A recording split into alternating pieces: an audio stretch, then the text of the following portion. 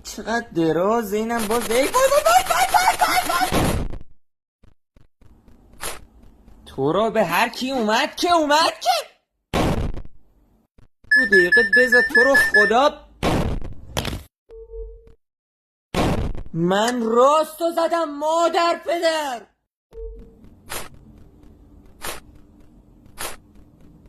خو این آخری از کجا اومد خدا؟ چرا اینقدر پرید؟ چرا؟ نمیدونم کی این بازیه رو ساخته. ای وای 2 دقیقه اومدم بازی کنم لعنتی روانم آروم شه. بابا کی؟ میگن که تجربه از همه چی مهمتره. اول باید تجربه داشته باشی بعد